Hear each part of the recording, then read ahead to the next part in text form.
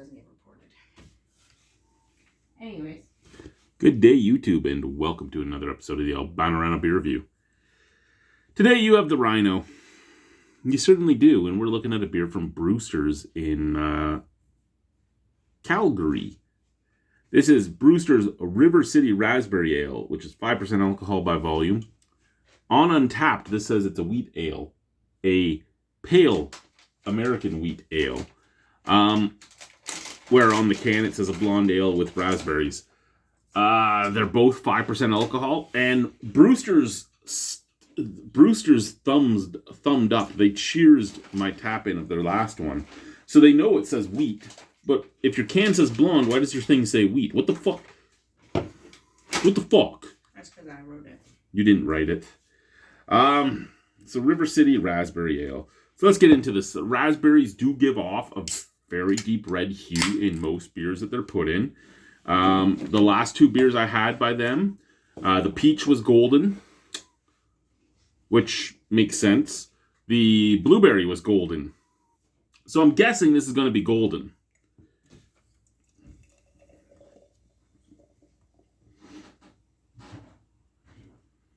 Hey guys, guess what? It's golden. It's crystal clear. It's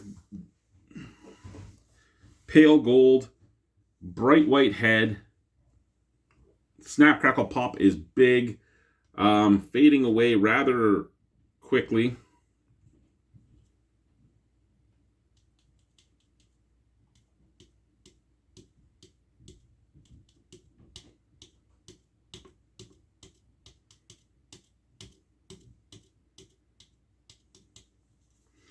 Okay.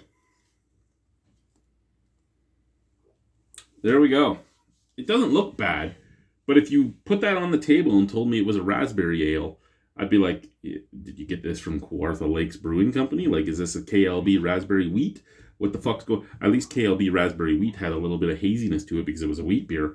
This is so see-through, so gold. I don't really care as long as it tastes good, but it's a bit of a disappointment at the look. Sent from the can. Otis apparently doesn't want to come inside. It's like 44 degrees outside. Come the fuck in. Don't stay out there, you hairy motherfucker. I'm not even as hairy as you, and I'm like, nope.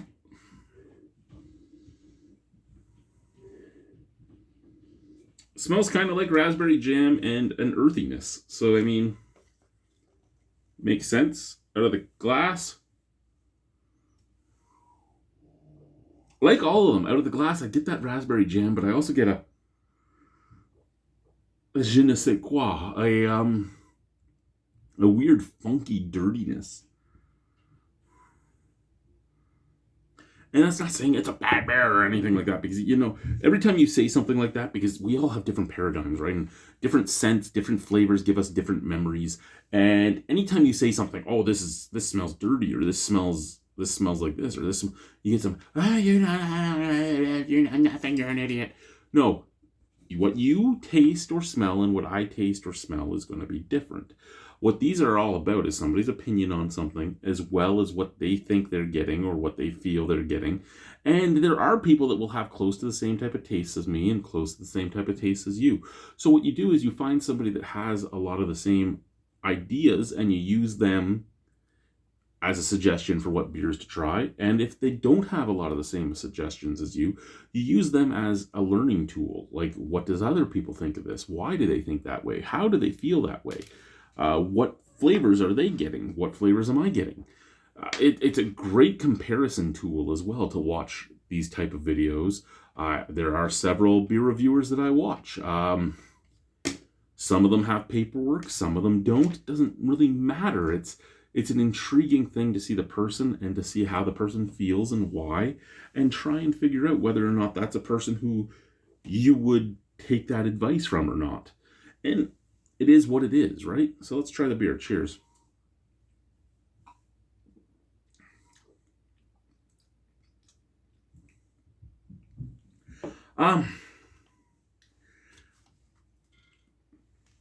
Like the smell out of the can, there is a raspberry jam flavor to this. Very, very sweet raspberry notes. Like the smell out of the glass, there is a dirty, somewhat sulfuric, which would make me think hard water more than anything. I've had a lot of breweries from Calgary. I don't think I've ever had a hard water thought of a Calgary brewery, but I don't know where in the city they are. Is it or is it Edmonton? Are they in Edmonton?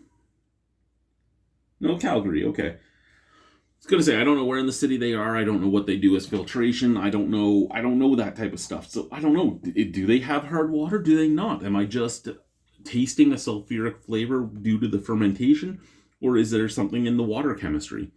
Because water chemistry makes up a big portion of everything. And when I say dirty, it's not necessarily something's wrong with it, but it's that earthy, dirty mud pie like flavor.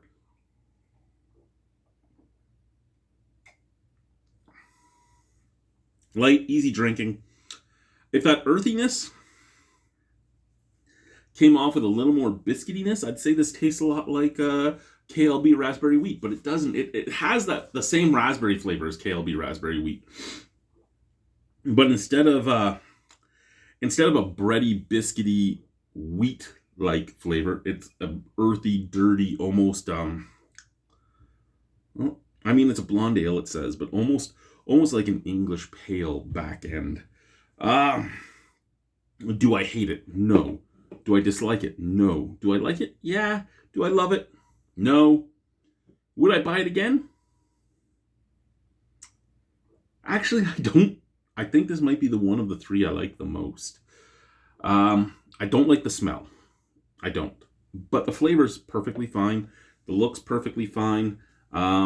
As much as this saddens me because it's not red and it's not full of raspberries, it's good. It's solid. It's drinkable.